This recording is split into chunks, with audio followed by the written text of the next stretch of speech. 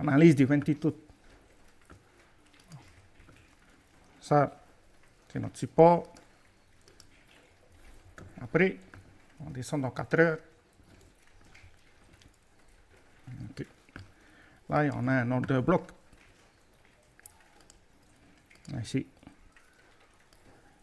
Donc, il faut s'attendre à ce que le marché vienne combler déjà le gap qu'on a là ici et vienne tester ce niveau-là.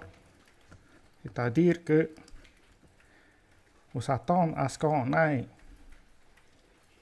combler notre gap. Après, soit on casse à la hausse, soit on casse à la baisse. Maintenant, il y a toujours l'autre probabilité, c'est qu'on a indirectement en tendance baissière, on casse notre pivot avant d'aller chercher des niveaux plus bas. Il y a toujours cette possibilité-là. Maintenant, si on descend en une heure, on va avoir des niveaux plus proches, c'est-à-dire que faut au moins qu'on arrive à casser ces niveaux-là. Si on prend le chemin vert, on arrive à ce niveau-là et on casse, ça va faire un BOS. Voilà. Ensuite, on consolide. La consolidation doit rester au-dessus de ce niveau-là. Je vais mettre en rouge. Ça, on va. Voilà. Faut qu'on casse la ligne verte, qu'on consolide au-dessus de la ligne rouge avant d'aller chercher les deux blocs qu'on a là ici. Car il y a un gap là ici que le marché n'a pas comblé. Et en général, habituellement, quand on a une forte baisse comme celle-ci, le marché a tendance à combler ce gap-là. Après, soit il réagit en cassant et en allant chercher la valeur qu'on avait précédemment, ou bien soit on revient tester notre pivot, c'est-à-dire celui-là. Ça, c'est le pivot. Et ça, c'est le bloc qu'on a au B4.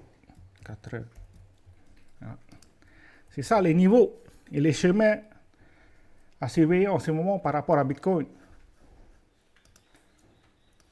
Après,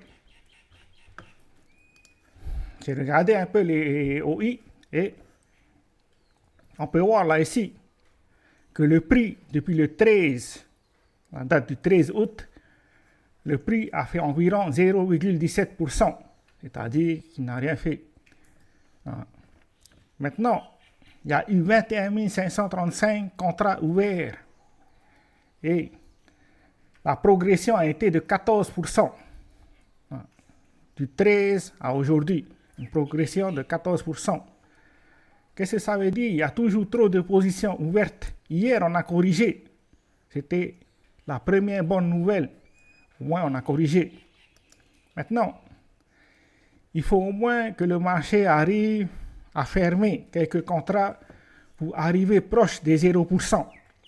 Voilà. Donc, il faut s'attendre à ce que, si jamais vous voyez ça descendre d'un coup, il faut s'attendre à ce qu'on parte dans une direction, soit à la hausse, soit à la baisse. Voilà. Parce que lui ne nous donne pas la direction. Il nous dit juste qu'il y a trop de contrats ouverts. C'est tout. Maintenant, à nous d'anticiper, est-ce qu'il y a trop de contrats ouverts à la hausse ou à la baisse? Ça, c'est la structure qui va nous dire si jamais il y a trop de contrats ouverts à la hausse ou à la baisse. Après, par rapport, bien sûr, aux altcoins, on ne touche pas. On va regarder vite fait. Donc, Ethereum, il a fait un fake out, là ici. Il a essayé de casser ce niveau-là et il est revenu plus bas que le niveau précédent. Donc, il ne faut toujours pas toucher. C'est pour ça, probablement la prochaine cassure, c'est-à-dire que si Ethereum arrive à casser ce niveau-là, consolider avant de commencer une tendance haussière, ben, ça pourrait être intéressant de faire du DCA pour ceux qui sont en investissement. Voilà. Mais pour le moment, ce n'est pas encore garanti que le prix n'a pas trouvé son point bas. C'est-à-dire qu'on peut toujours faire des nouveaux points bas. Voilà. Donc, il vaut mieux être prudent sur tous les altcoins, que ce soit Ethereum, Solana, parce que je vois en ce moment sur Twitter, les gens se sont précipités sur les altcoins, ce qui a causé la forte baisse. On peut voir sur Total 3, on a eu la cassure de ce niveau-là, un BOS, on est sorti, puis on est revenu à l'intérieur de cette zone. Il faut vraiment qu'on arrive à consolider au-dessus avant de commencer une tendance haussière. C'est-à-dire qu'on casse ce niveau-là avant de commencer notre tendance haussière. Si vous voulez une confirmation, c'est au moins ce niveau-là. Bon, là on a fait un point haut, ce qui est intéressant.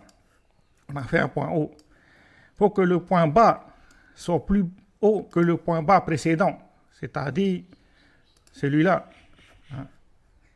Si jamais Total 3 arrive sous ce niveau-là, il ne faut pas toucher. C'est pour ça que j'ai prévu pour les altcoins octobre, le mois d'octobre, pour me commencer à me placer.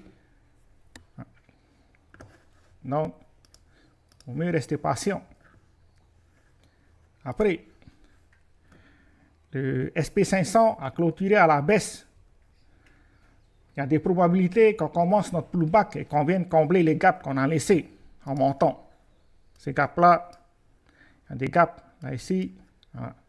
Donc, il y a de fortes probabilités que le marché vienne combler ces gaps-là. Pareil pour le Nasdaq.